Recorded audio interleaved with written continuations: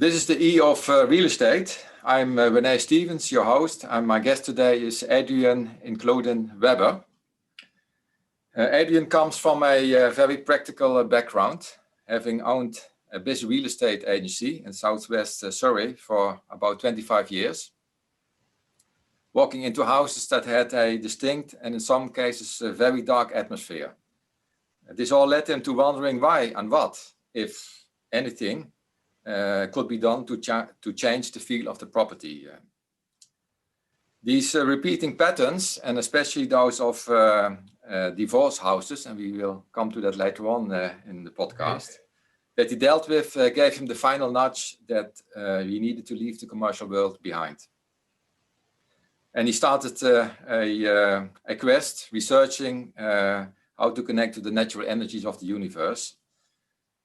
And for that, he explored the esoteric world, working with healers, palm readers, mediums, traveling to India, Nepal, Tibet, to further his knowledge. And about 15 years ago, he founded his present company, Dowsing Spirits, who works in the healing sector with a successful track record. He has written and published 3 books. The first called Heal Your Home, The Key to Unlocking Your Home's Positive Energies in 2013. This book is described by many as the Bible of Geopathic Stress. So that's quite something that you get that title. And it has sold well worldwide. The big difference with most of the books is that it is a self-help book and it contains a detailed healing section. And this allows the reader to carry out much of the remedial work needed to the family and home themselves. The book is based on his experiences over the years, working on hundreds of clients all over the world. The second book, entitled Spirit and Earth from 2018, was co-authored with a friend, Tim Walter, and it is written as a guide to help modern-day families live a more holistic life in the 21st century. It describes how we, as humans, have lost our connection with the earth. And the last book is just about to be published and is a follow-up to the first. And so far, what I understood, it has still a working title, Heal Your Home #2, The Next Level. That's it. It contains many new problems that can affect the family and their home, again with a detailed healing section at the rear. Adrian is the former Vice President of the British Society of Dowsers and past chair of both their Earth Energies and Dowsing for Health groups. And furthermore, he runs a number of dowsing courses from an introduction weekend to advanced earth healing. So that's quite a list, Adrian. And it is. yeah. In this podcast, I would like to explore the concept of health and well-being in a specific learning and work environment. Yeah. And for me, a learn-work environment consists of 3 parts. That is the physical, the digital, and the social part. And I would like to discuss with you subtle unseen energies that can be detrimental for our health. And part of it is related to earth, and part is related to electrosmog. And a very big part, what I understood from your book, is related to human thought and emotions. Indeed. And to kick off, as I said in our introduction offline, that I'm a real estate consultant in the commercial real estate business myself. And so it is quite a stretch from a real estate agent towards a holistic building healer. It is.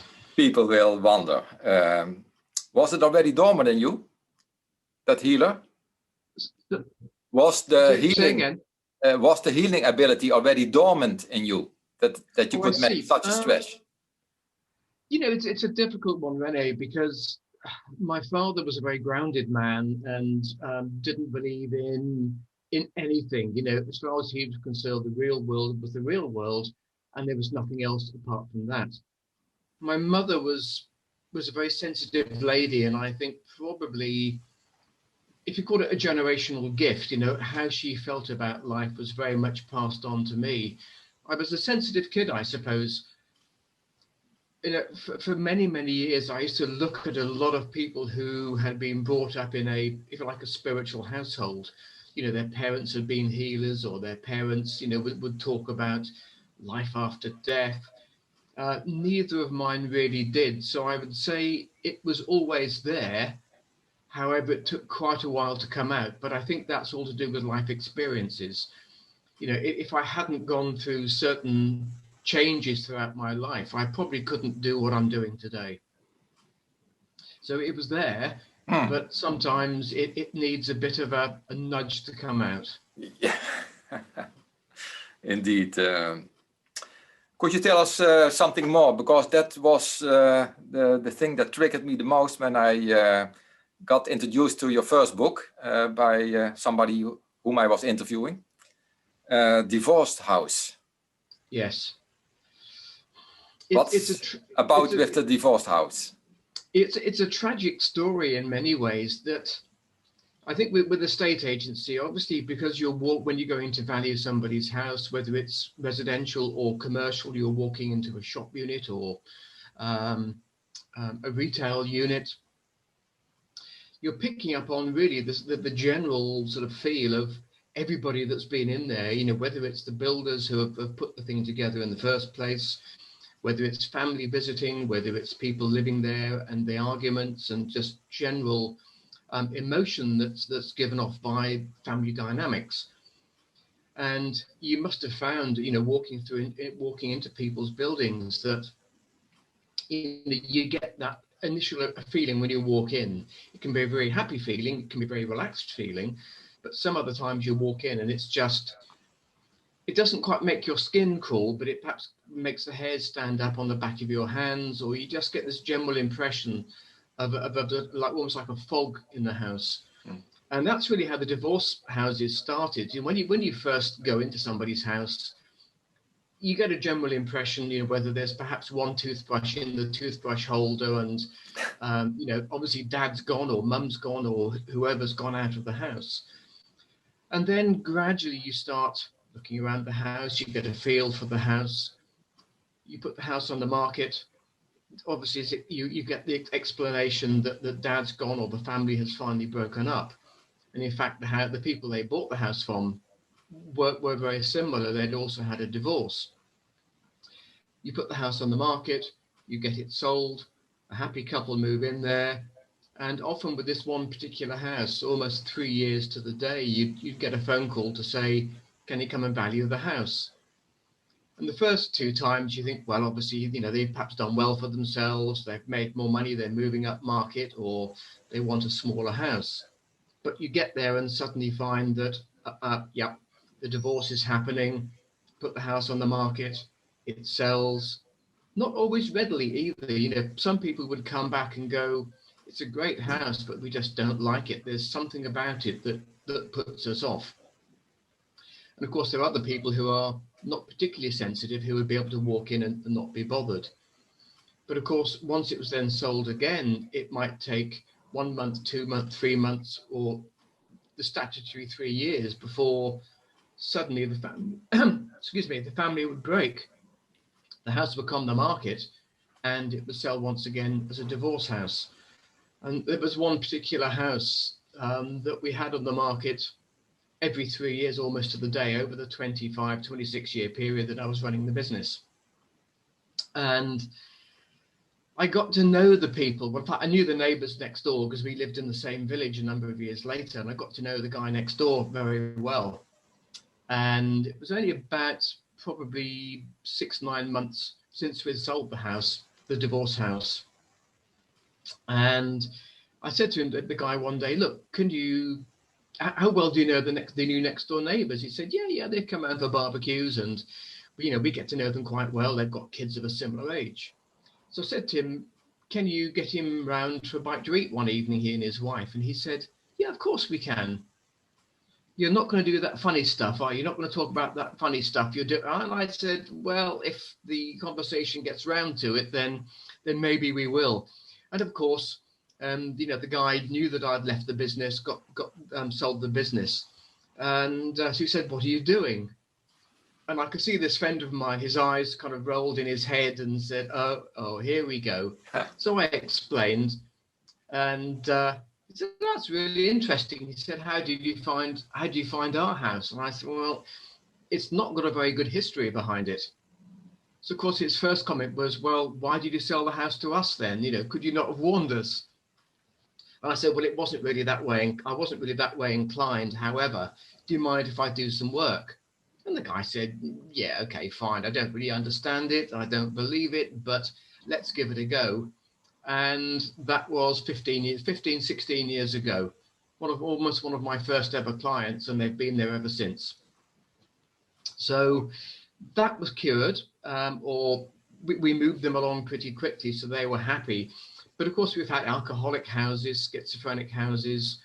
It's an all-pervading atmosphere when it gets down to that level, Rene, and people can't help but be affected by it. And it's very sad. It's so awful. That so much of what I find in people's houses is that inherited human emotion that, whether it's good, bad, or indifferent, it will affect people in different ways. So somehow these energies keep on hanging, or say it in a different, more technical way, are recorded. Yep. And stored and triggered that they play back. Can you say something about that? Yeah, to me, it's all to do with vibrational energy, because we're all vibrating at different levels. And I think that with the building, it can almost pervade the walls, it can pervade the carpets, all the furniture. And of course, one person's vibrational energy is fine for them, but not necessarily good for anybody else coming into the house. So it's not just the way the family live, the dynamics of the family, it's all the family, all the people that come to see them, the workmen and workwomen that would come into the house to perhaps do painting, decorating, maybe a bit of rewiring. So everybody that enters their house will leave a certain essence behind them. And it really then depends on how detrimental that vibrational energy is as to how quickly it will affect the family. So much of what I do when I've done work on a family's home is give them the tools to be able to keep the house clear themselves. So we do the industrial cleaning, if you like, and then we give them the duster to be able to do the problems afterwards. But it's all down really to me to the vibrational energy that's just left behind from others. That brings me to something. I think it was also on your website about the Japanese professor Emoto. Yes. Who did a lot of research with water crystals. So for people who don't know it, that there were words of love and words of hatred.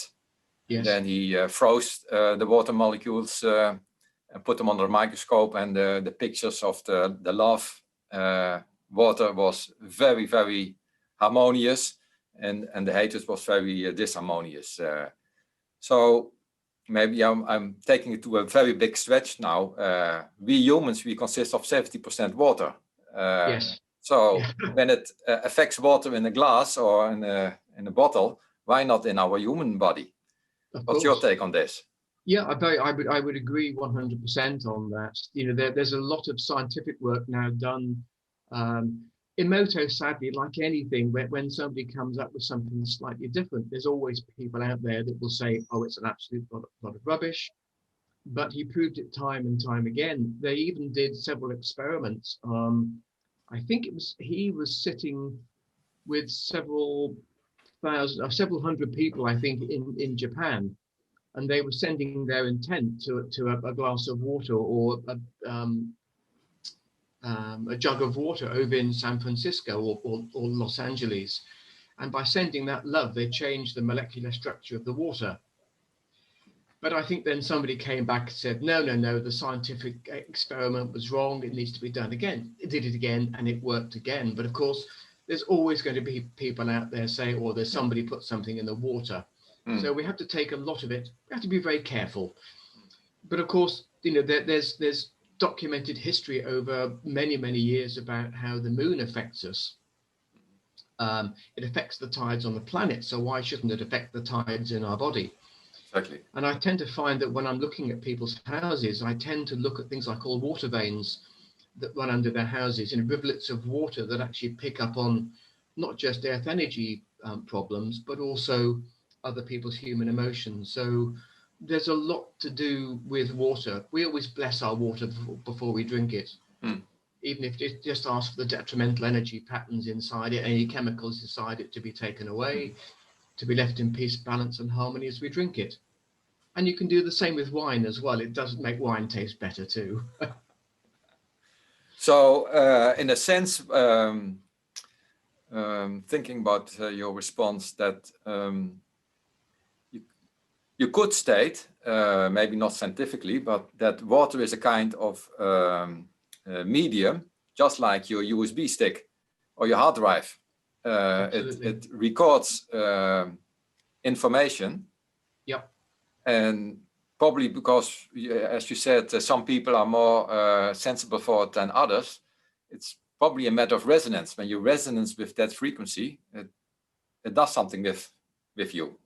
Absolutely. Is that a correct interpretation? Yeah, I would say exactly that. And I know there was, I'm not scientifically minded, but I know a friend of mine that is, and was saying that he was reading, I think it was something like The New Scientist, when they would begin to experiment with water to actually be able to hold a program, a computer program, and they're experimenting with plants and actually almost being able to implant that program into a vine or fern, and actually then be able to bring the information out later on. So there's some amazing leaps and bounds going on, you know, whether you call it the quantum world or whatever. But certainly water, I think, but it holds the key to all life anyway, doesn't it? You know, we can go several weeks or months without food, but not that many hours without water. Exactly. So it is the fabric of us. It's our blueprint, really, isn't it? Yeah. Okay, so in a way you could say that there are several stressors around us as humans, like geopathic stress is one of them. We can go into that deeper. But you could also say architectural pathic or archipathic stress, the building, materials, the shapes, the forms, the colors, because they all also have frequencies, thus energy. Techno stress, one of the big things nowadays with our technical world, the electrosmog. Yes. And as we said already, that a huge part is about human thoughts and emotions. So you could call that sociopathic stress. And maybe also even spirit-pathic stress, as I read in your book and on your website. So in fact, there are 1, 2, 3, 4, 5 main areas, you could say, that causes stress on us humans, and or maybe on every biological life form, and also plants and animals.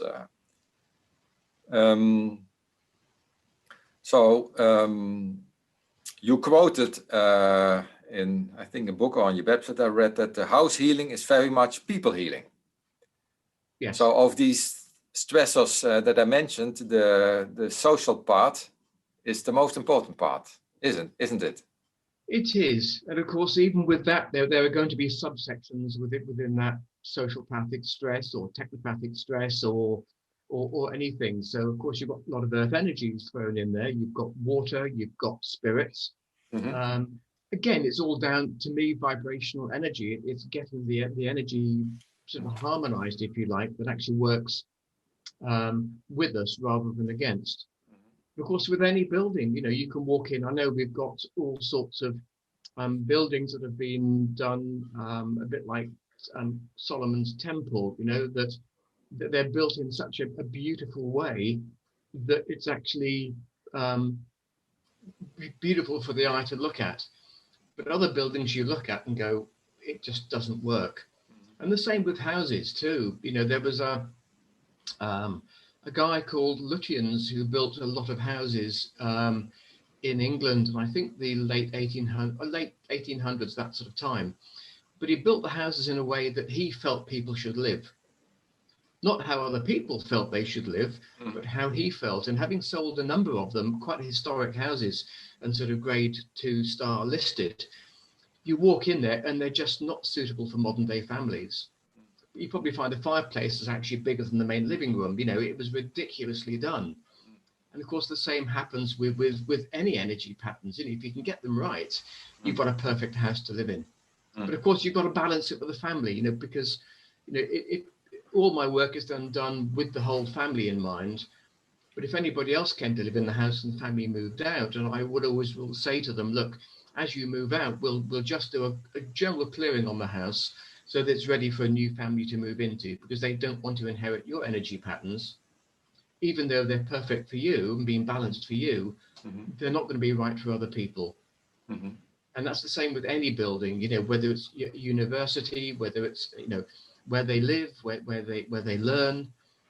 There's always going to be sort of that problem there, that whoever sat in that seat before you will be leaving a certain energy pattern behind. If you're sensitive and sit in the same seat, you can actually pick up on what that person was feeling. Yeah, again about resonance. So if it even works on that level, when you are in a big building with a big mass, yeah, that, or the Earth planet herself. Absolutely, yep. Yeah, that will have a huge impact on people's energy system. Indeed.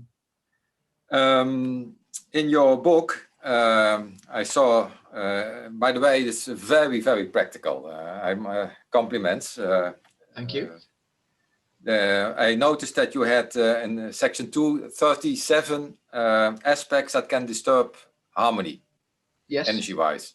Yep.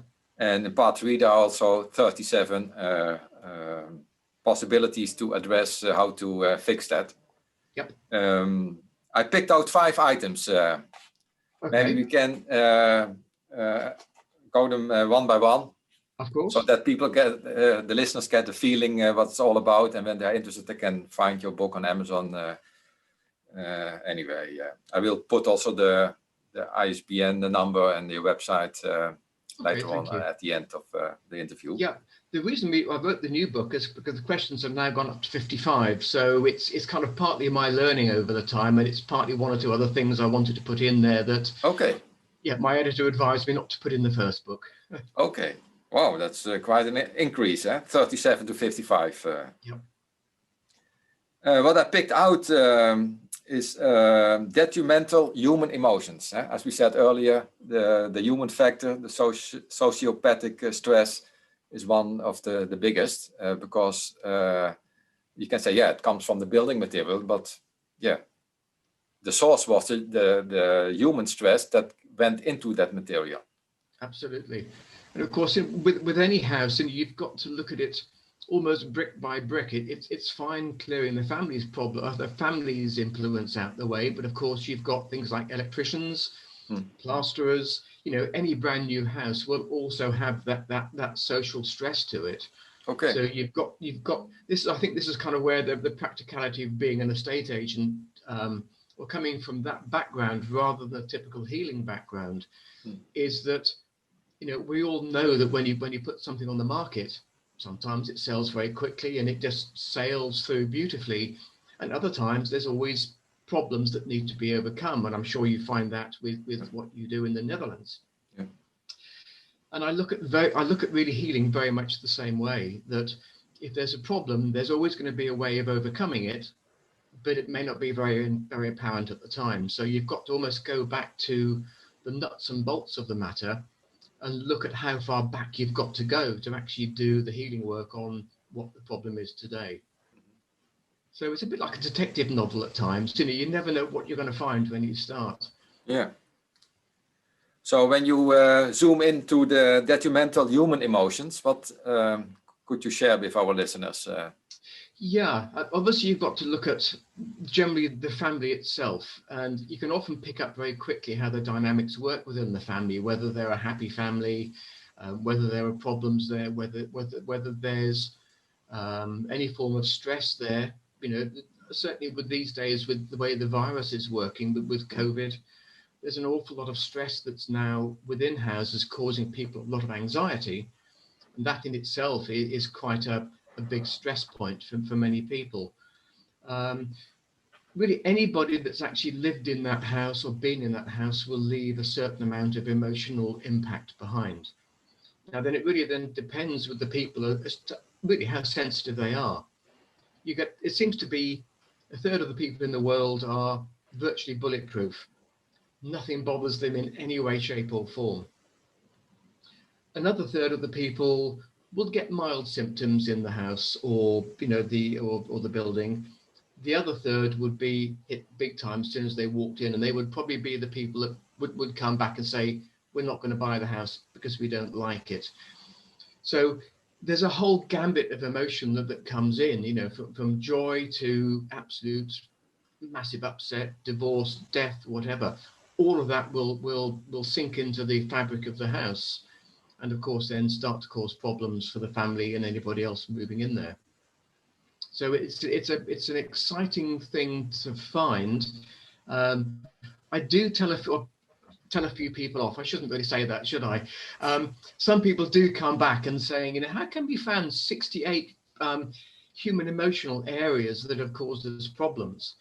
And I said, well, you've obviously been a naughty family. You better start sorting yourselves out. So I think it's down to, if you ever have an argument, of course, nobody ever wins an argument. And even if you've actually got the moral high ground and you think you've won, there's always going to be somebody simmering afterwards to say, yeah, you might have won, but I don't really accept what you've said.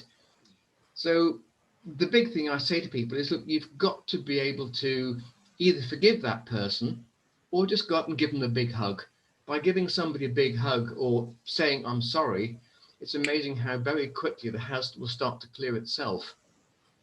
But of course, if you don't, it's just that it just builds up and up and up, and it can almost start influencing you. And that's the big problem, really, is that you move in as a happy family, and gradually this all-pervading air starts to almost change your character. And okay, it's not going to turn a placid person into an axe murderer or anything like that. It's not that extreme, but it's going to be there constantly, day in, day out. And of course, as you relax at night as well, and your body goes to sleep, you can also be attacked by this extra strong emotion that comes through. Okay. Attachments, the next one. Attachments, yep. Now, a lot of people in the past would call them entities, but I've never liked the word entities. It always kind of conjures up all the Hollywood nasties. And Hollywood is great at horror films and promoting fear in people while you watch them. I never could, even as a child. Horror films would scare me to death, and I couldn't sleep for a couple of nights.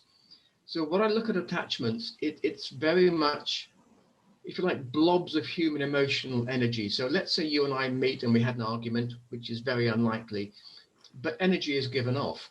And of course, that energy can be very detrimental to not just ourselves, but to other people. And I look at them a little bit like a jigsaw puzzle, that you and I create 3 or 4 with an argument. They can fly out of the door and perhaps down and move into next door or into the local pub or restaurant. And the different atmosphere there can actually make them stronger and stronger.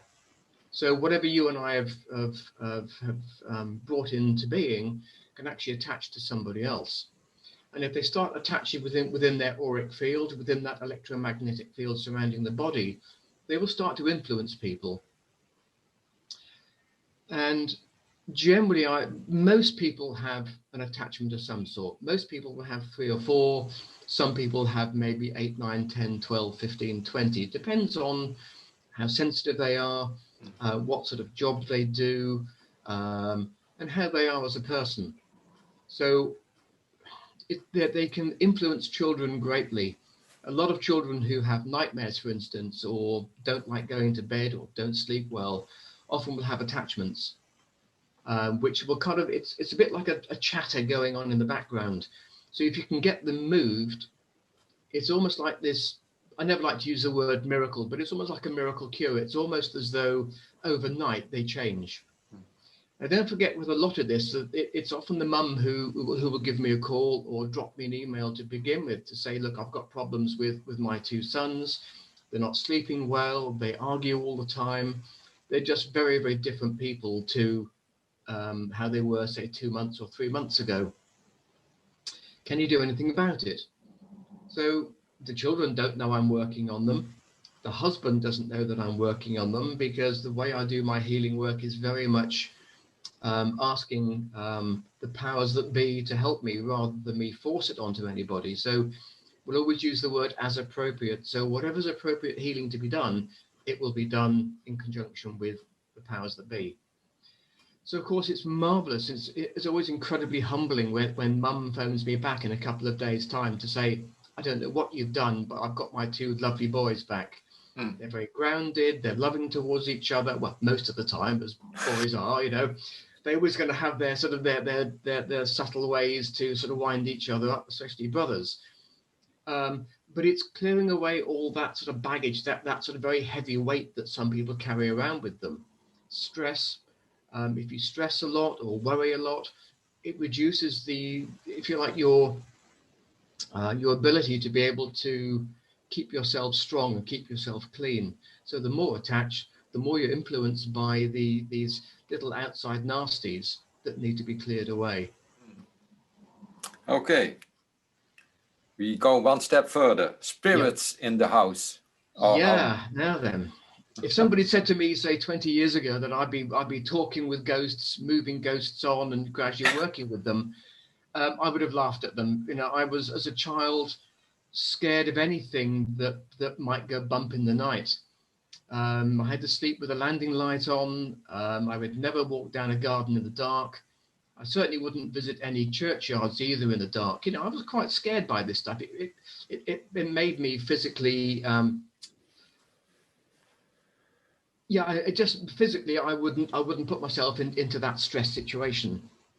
But the more you start working with them, it's kind of becomes straightforward. It just becomes a natural way of life to me.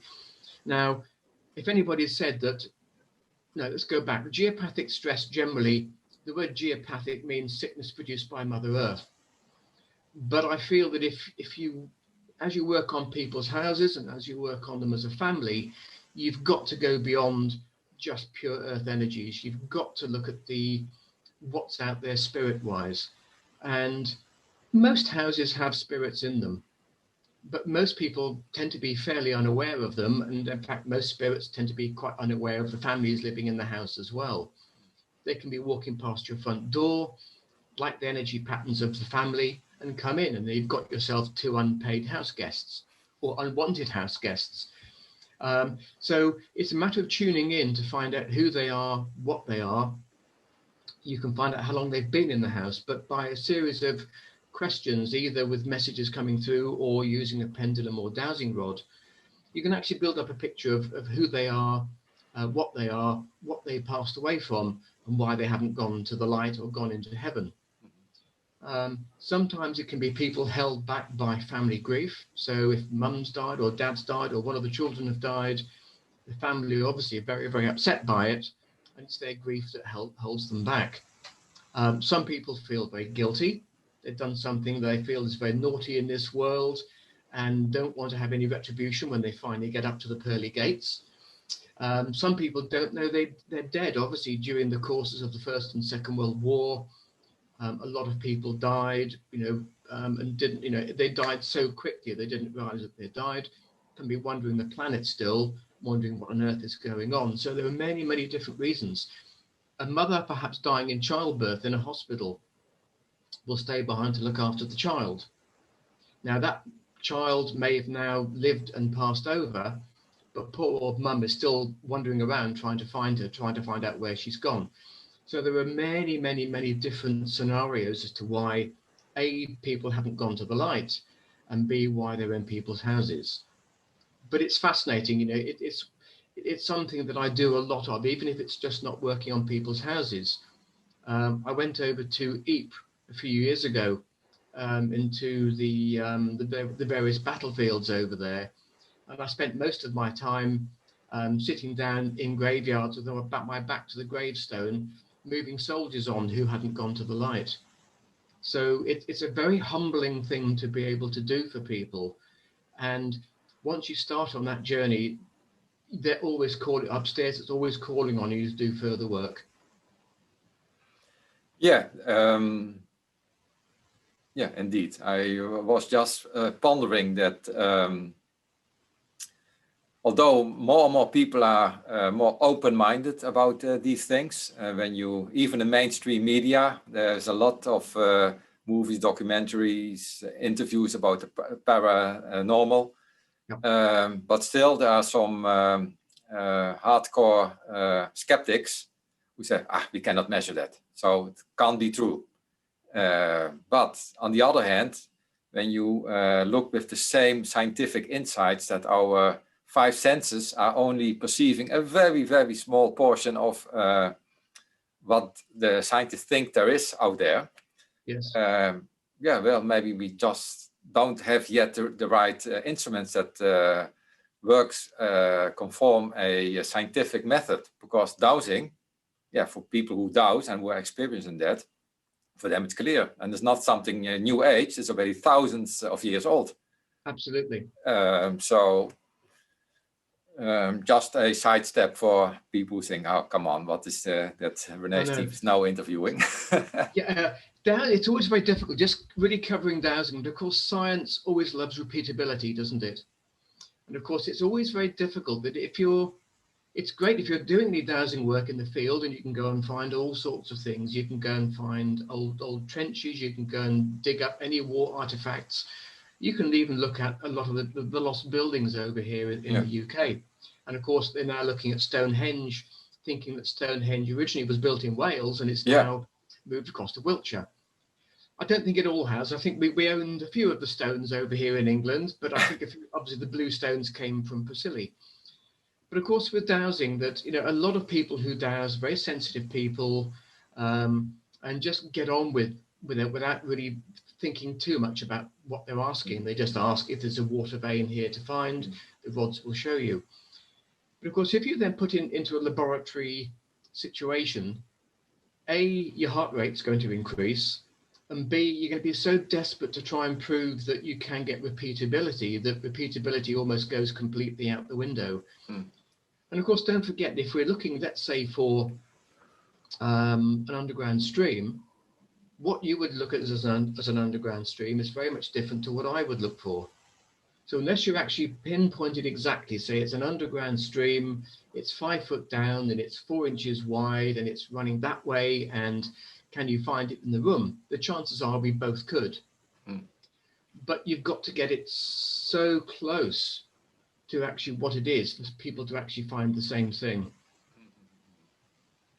Actually, you tipped already for the next topic. We are going more grounded, literally, Earth energy lines. Yeah.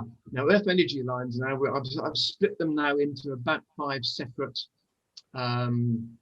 questions, really, when I'm doing my work. That you've got Earth energy lines, which to me are really the power bands of the planet. They're there to almost promote and actually keep life on the planet. If we didn't have them, the planet would not be a living thing anymore. And I do look at the planet very much as a living, breathing thing, rather than just the third rock from the sun. There's so much goes on that we still can't fathom out. We call it Mother Nature, whatever. So you've got Earth energy lines, which run, to me, very much on the surface of the planet. You tend to find them running through most people's homes, but they're not always detrimental. We've got the new lines, which I've put in the book, is called dynamic energy lines, which tend to, again, run on the surface, but you'll find them running a lot deeper as well, often several hundred feet deep into the planet. They tend to have power bands with them, so maybe 3, 5, or 7 bands, each running in different directions. So, of course, not only can you have the whole line being detrimental, but there may only be certain bands that might be problematic for the house. So you're picking out which bands to work on. We've got fault lines. Fault lines are very much of an integral part of most sacred sites. there is always a fault line running through a sacred site, not necessarily through the building itself. Let's say we take a burial mound, for instance, then it won't actually run through the burial mound because, of course, if it's a fault line, the burial mound is going to fall down. But it normally skirts within probably a few feet of the building so that there's a certain amount of earth energy running through and a certain amount of human emotion. And often that human emotion can be moved from one sacred site to another through these fault lines. Mm-hmm. We've got earth energy channels. There's the Michael and Mary line that was dowsed by Hamish Miller and Paul Broadhurst many years ago, running from Cornwall up to the South Norfolk coast, running through places like Avebury, Glastonbury, the Hurlers down in Cornwall, St. Michael's Mount, and these beautiful power bands that surround the Michael Lay, the midsummer solstice sunrise line. So you've got these beautiful energy channels bringing power into the lay and powering up all the sacred sites. Now, it's a bit like the chicken and egg situation, Rene. You know, we don't necessarily know whether the sacred site was there first and these lines then were attracted to the sacred site, or whether our ancestors could actually picture the lines crossing and put the sacred sites on there. So someone like Glastonbury, fascinating site to go around and douse for the Michael and Mary line, and Avebury in particular, because it's quite flat, you can douse it running through the stones. So we've got those lines that can actually affect people. And of course, you've got ley lines as well, you know, human intent lines, as I would call them, that obviously do bring a certain amount of human emotion and a certain amount of earth energies within the sacred sites. Last but not least, illness trigger points. Yeah, it's a fascinating one. That's one of my new questions into the new book. You know, we all suffer stress and strains throughout life. Some people are better than others to actually get rid of it and live a very peaceful life. Others, you know, have major problems. And it's those problems that often are forgotten.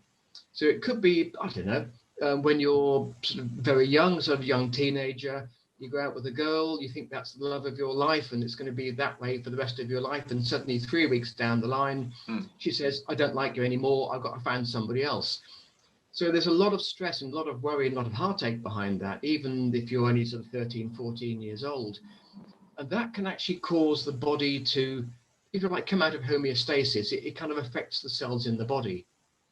And that can actually cause the cells to perhaps start going rogue at that particular stage, to actually then cause you problems many years later.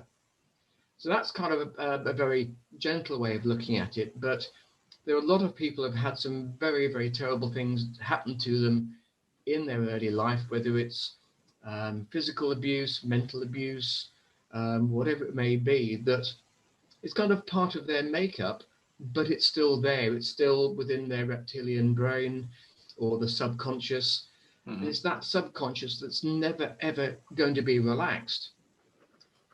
And time again, I'm finding people who have those problems and it's still sometimes lying dormant. It hasn't come back to affect them yet, but the chances are a lot of the cancers in the world, a lot of the illnesses in the world can actually be put down to these trigger points.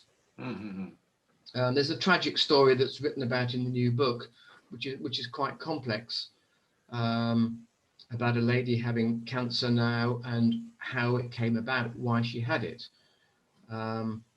But many of these, you know, can be put down just to really past tragic incidences. Yes, I would say that you digest all the whole stress items in several points, but they are of course all interconnected. It's not separate. So what you are telling that made me think there can be a stressor long ago, say 30 years ago, but by, for instance, the electrosmog stress that is compromising our immune system, yes, there comes a crack in your system. And then that old thing can pop up again. Yeah, And I think if you look at what's going on with 5G at the moment, obviously it's a fairly contentious subject, and then so was 4G, and so was, you know, with the original.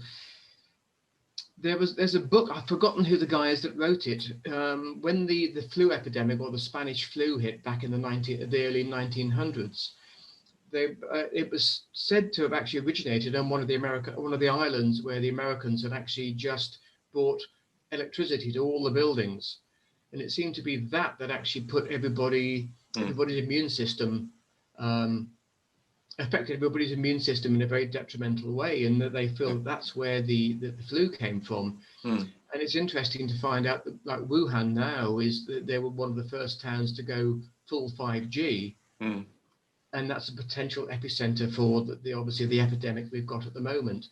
So I think the body is very influenced, in a detrimental way by electrosmog. Yeah. And certainly if you look at, well, obviously we'll talk about universities and things. There was a case a number of years ago, I won't mention the town, but there was a junior school at the top of the hill in this town, and they had a telephone mast put on top of the junior school.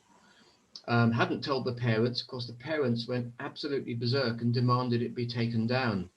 So it got taken out away from the roof and actually was put in the grounds, which actually was worse, because when it was on the roof, it was obviously all the beams were being spread out above the school. And of course, as soon as it was put in the grounds, it was then running through the school and causing kids all sorts of problems. Certainly a lot of illnesses were happening within days of it being changed. A lot of them were being very ill, vomiting at school, nausea at school.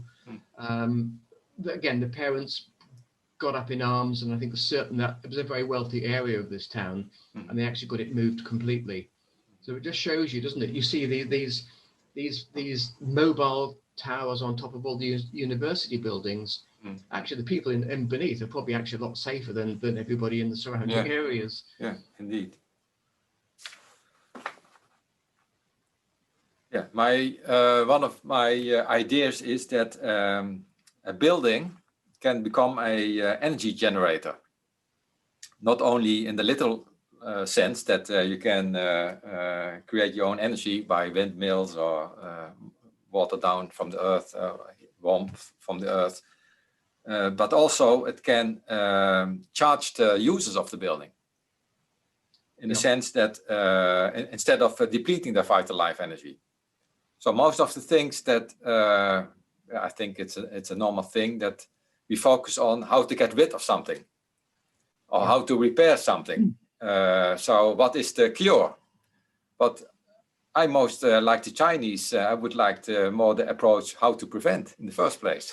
Absolutely, I agree. That would be really nice. But of course, it's very difficult holding back science, isn't it? It's very difficult holding back things like iPhones and all the thing. We just love technology, and of course, the more we love technology, the more complicated it gets, and of course that starts generating its own problems as well. Well, maybe also in a sense that you can see or prevent this, don't use the technology anymore. But another viewpoint could be that we as humans adapt. Yeah. Because you can increase your immune system by eating more healthy food, having more rest, or whatever you do. Maybe there is also a way to become more, protective against all this electrosmog because we change in a positive sense. I agree, and I think that's very much how I think the human race does adapt. Yeah. But it's how long it takes to adapt, I think, is the difficulty, you know? Yeah.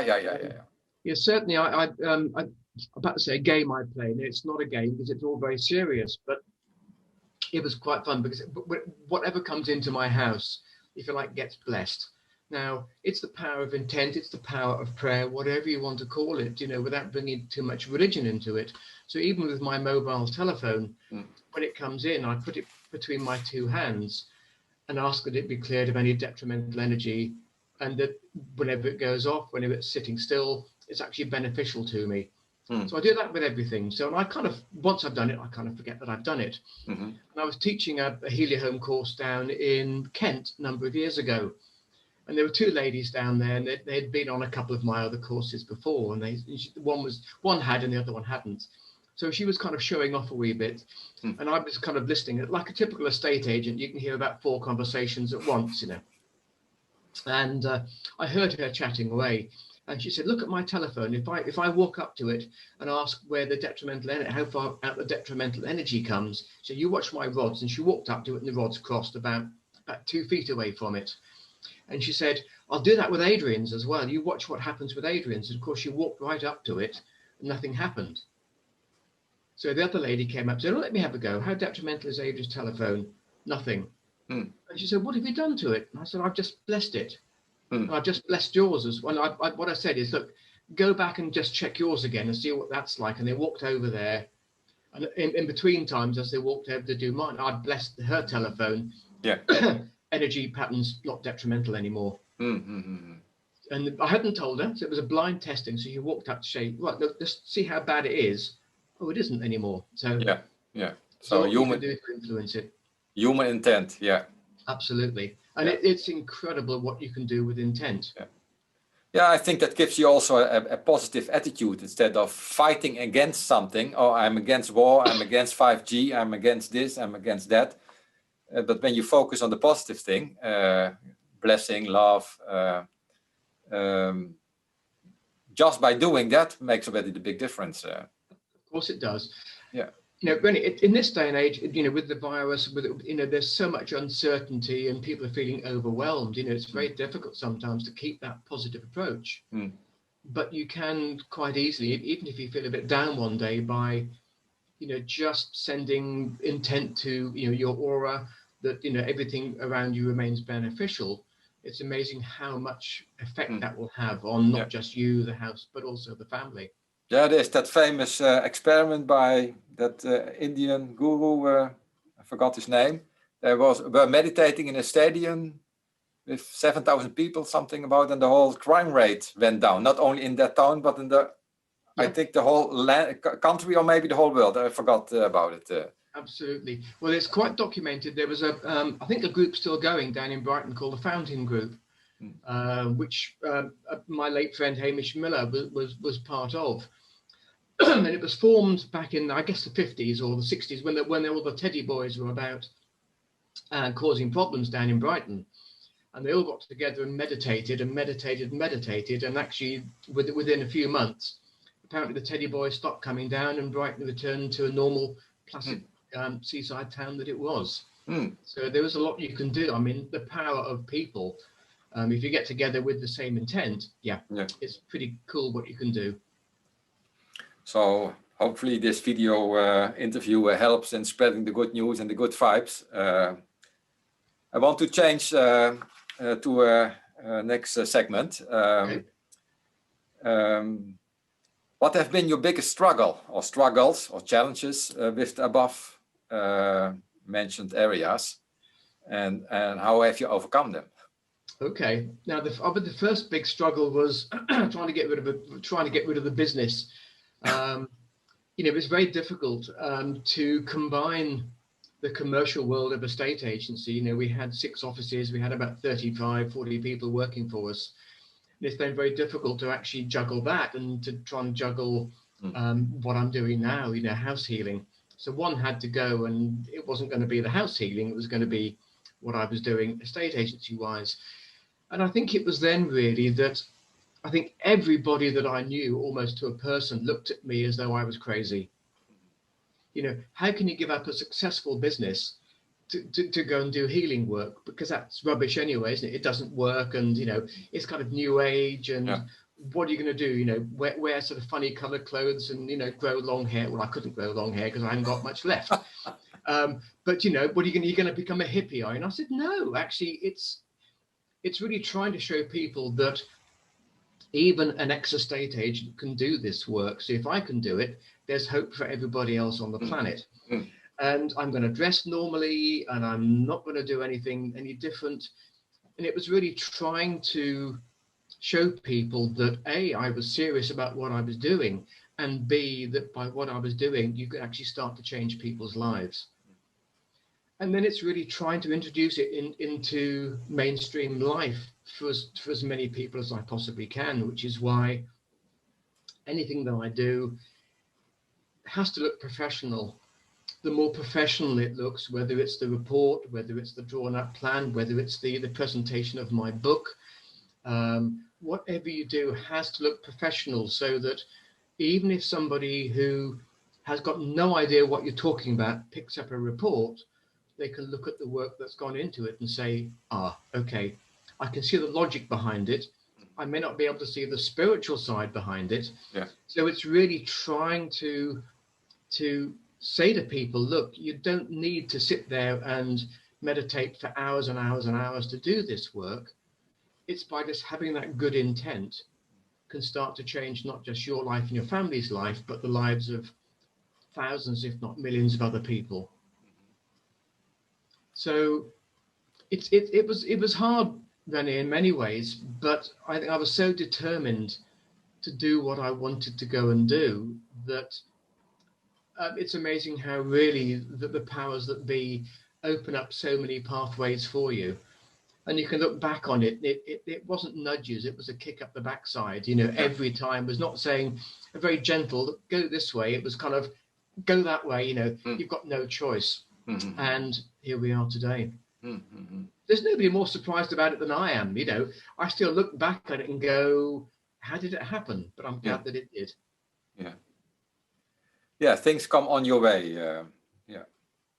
They do. And it's kind of like 0 to 60 in 10 seconds, isn't it? There's no holding back. You can't unlearn something that you've just learned. Yes. And I know the conversation you and I have had that, what you've been doing over the last couple of years as well, you visit some remarkable sites, and by just opening your mind, you still need that skepticism, we still need to be skeptical, and I always am until something's proved to me that it works. Mm-hmm. And once it's proved to me that it works, that's it. You're on to the next level and the next level and the next level. Yeah. So you need to be open-minded, you need to be skeptical as well, get that balance as much as you can. Yeah. I think that's the hardest thing, to find your balance and navigate through the known and the unknown. I'm still trying. Yeah, indeed. I don't think you perhaps ever get the balance. I think there's going to be a little bit one way or the other. I think that's. Yeah, I think just like skating or skiing or riding a bicycle, per definition, you are always finding a balance. Moving. There's not a standstill, because then you fall down. Absolutely right. Yeah. Okay. Next one. What are the main things you wish you had known earlier in those respects? Can you talk about the aha moment in the last 15 years? Yeah. I think with all of it, it would have been amazing to be able to do this work when I had my business, because of the houses that I walked in and often didn't get a good feeling about them, because a lot of other people felt the same way. Sometimes these houses just wouldn't sell. Mm. And, it wasn't even down to price. You can get the price reduced to such an extent that it looks good value, but people still didn't want to buy it. Mm-hmm. So it would have been lovely to be able, from a commercial point of view, it would have been lovely to go and do that. And in fact, there are a couple of agencies, estate agencies, who kind of do believe but don't believe. They're kind of that happy skepticism about what I do. But if they have a house that isn't selling, they will often talk to a client and say, you better give Adrian a quick call and have a word with him. Yeah. So I guess there have been many, many aha moments along the way, but probably the first one was probably the first house that I started to work on. It was, if you like, my first paid house, because I never thought anybody would look at it, and I wanted to make sure. And he was, the wife was very, very spiritual. He wasn't. He was a lovely old boy. But one day his wife was out. I went to go and call to see them, and she'd had to pop out, and sat down and made a cup of coffee. And he said, look, about this house healing lark, what's supposed to happen? And I said, well, your study area that you really, really didn't like to spend time in should be warmer and brighter and lighter and much more inviting. Yeah, it is actually. I like it now. It's great. That funny smell upstairs in your airing cupboard, that there was a trapped elemental up there, nature spirit. The smell's gone. He said, oh yeah, it has. And I said, the whole house must feel warmer and lighter and brighter and more inviting. He said, yeah, we're both spending more time in the house. And he said, oh, so it does work then, does it?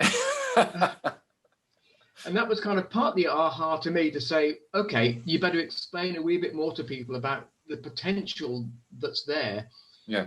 But what I didn't want to do is almost like or hypnotize them by saying, this is what's going to happen. Yeah, yeah. And by doing that, almost you've implanted that impression, and they're looking for it all the time. I just like to almost catch people by surprise, to say they wake up one morning and go, ah, it's beautiful. We actually enjoy spending time in our home rather than feel like it was somebody else's house. Yeah, it's like when you have a wound, a scratch, and there's healing, it's itching. And you're all the time aware that you have a wound because it's itching. Yep. When it is healed, you don't notice it anymore. Absolutely. Oh, wait a minute. It's healed already. I think gone. it's similar what you are expressing with this man that, it was as it should be. So, then why bother? Yeah. And I think with a lot of it, I mean, the lovely aha moments come also now from the wife of the house. So if the wife's ever phoned me up, or we've exchanged emails and doing the work, and she said, can you do this work without my husband knowing? And I said, yeah, of course we can, because the way we work with the powers that be, it's appropriate healing.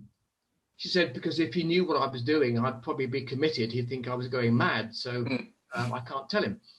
And of course, it's a wonderful time when he comes back from work and goes, something's changed in the house. I don't know what it is. The kids are probably asleep and they're happy. But he said, there's something changed in the house. And he said, have you redecorated? No. Is it new furniture? No. Carpets? No. Something's changed. And of course, when he goes to work the next day, I get the phone call from the wife saying, he's noticed. I can't tell him. Yeah. She probably will tell him in a few months' time. But it's that lovely moment. That's always the humbling bit, really. That's the bit, you've actually got it right. Yeah, exactly.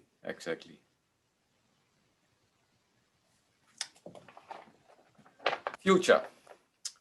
What are your goals and aspirations for the next 5 years? And what impact do you want to have in the world, personally and professionally? It's a big question, isn't it? Where do you start? I mean, I'd like to get the new book out. That should be waiting for the proof copy to come through, which should be through in the next few days. To get that online, to really get that out to people, so again they can start helping themselves. And to me, it's so important that not just me doing this work, but others. Like you pick up the book, you can read through the book and go, I'll have a go at this. And okay, if somebody finds it hard, I get often phone calls or emails to say, I think I've done it, but can you check for me? Which I'm always happy to do so. Hopes and aspirations. I just hope, I'd love to see the book in every house in the world, not for me to make money, but just for people to take on board what it's all about, to be able to look through. And even if it's just that one small change, they may start looking at, treating themselves better, treating their family better, then the whole planet starts to change. I think it can very, very quickly once you get that critical mass. We're only going to start moving forwards big time. Yeah. So I guess really for me is for people to actually recognize that they can help themselves. They don't necessarily need me, but I'm kind of a bit like the industrial cleaner. I go in there and do the real heavy stuff that a lot of people perhaps would feel a bit fearful about doing, move the ghosts and things on. Yeah. For them to then start working on their own houses afterwards, so they can keep them clear and tidy, and I give them the tools to go and do that. Goals and aspirations. I've probably got a couple more books in me. I think I'd like to maybe look at how we can use this work to heal animals and bring a lot more benefit to the animal kingdom, which in turn will help the planet. For people maybe to start respecting not just the planet more, but also the ground that their home is built on. So do healing on the ground themselves. And of course, if that then sinks into the water, as we know, travels for miles and miles and miles. It travels into bigger rivers, oceans, and then start traveling around the world. So I guess really hopes and aspirations. I think I've probably kind of met everything that I really need to do. For me now, it's just kind of really solidifying and stabilizing everything that I do to hopefully bring it out to a bigger audience.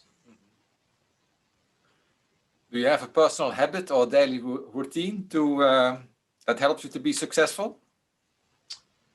To help me, I do a short, if you like, meditation. I always tend to do a psychic protection on myself in the morning, just to be able to, because, you know, I'm dealing with some very, very difficult people sometimes, some very dark people, some very troubled people at times. And, you know, I can't afford to take their troubles on board. So by doing a general sort of clearing and protecting myself each morning is very, very important.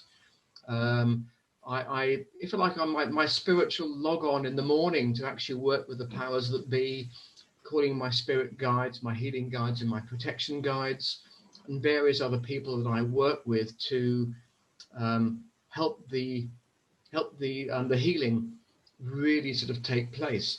So that's kind of really my first thing is protection, and then logging into my sort of spiritual world. And at the end of the evening, just make sure that I close down, that I ask that my energies return to normal living levels, so that, yeah, I can perhaps enjoy a beer or a glass of wine without having to be aware or having to keep my energies up to that higher vibrating level.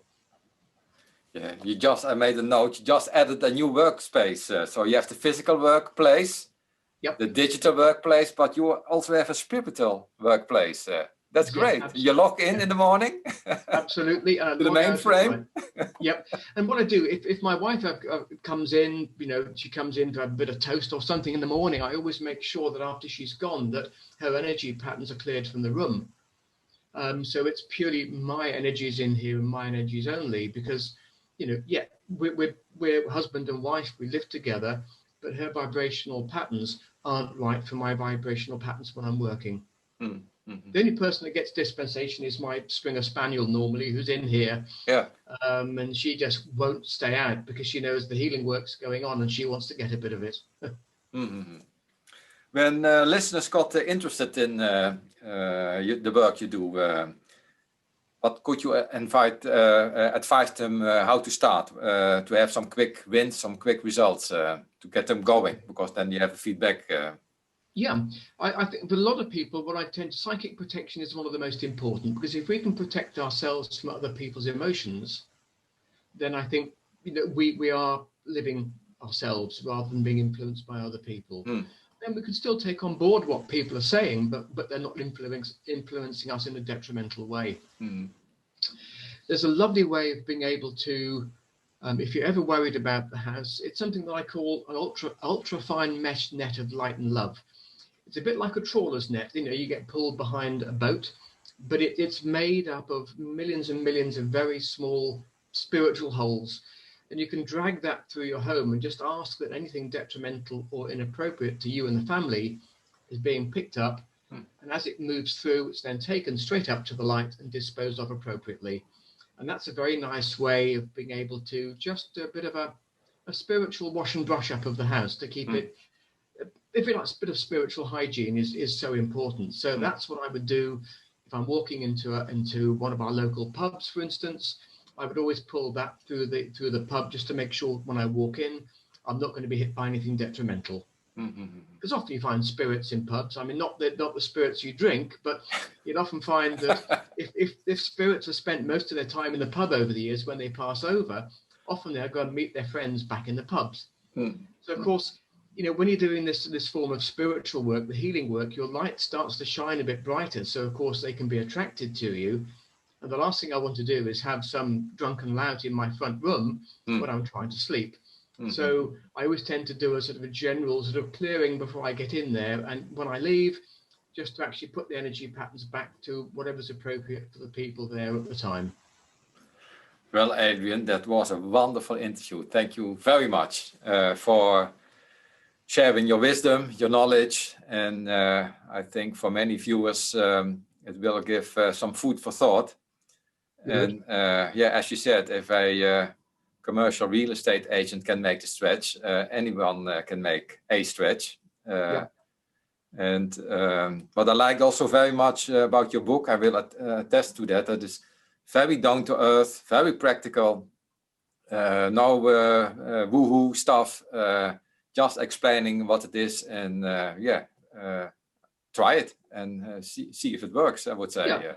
That's what I say to people, Yeah. and obviously we talked about universities just very briefly. Yeah. There's obviously a lot of mental stress there, with exams and thesis and everything else. That to me, it's quite important. Again, you have your own workspace, so that if you're walking into a lecture hall, just put a bubble of white light around yourself. That will help, you be able to concentrate on what's going on, rather than being influenced, or I hate to use the word attacked, but being influenced by other people's energy patterns. Yeah. And the same with your room. You don't know who's actually slept in that bed before you got there for your year in digs, for instance. It's just clear the bed patterns, clear the room. Use the ultrafine mesh net of light and love. You can clear all sorts of places with it, and just leaving it in peace, balance, and harmony for people. So it's got a massive application for wherever you are. Yeah, and also very usable that you can have an influence on those things instead of, okay, I want to get that antenna out of the campus, or I want to change the dimension of this room. You cannot influence that. Yeah, and if we're looking just briefly before we finish, if you're looking at your house, and let's say you've had the house extended, it's always quite important to actually ask for the removal of the old walls that have been taken down, because often subconscious, there's still an energetic pattern of the wall still there. Okay. So what I would then tend to do, I'm working on a house at the moment in the Cotswolds, and what I then do is just remove all those old energy patterns and actually have, the footprint is now as the house stands rather than what it was in the past. So it all becomes usable space. It all becomes free. The energy becomes free to actually move around the house. Thank you again. A pleasure. Great interview. Okay, thank you.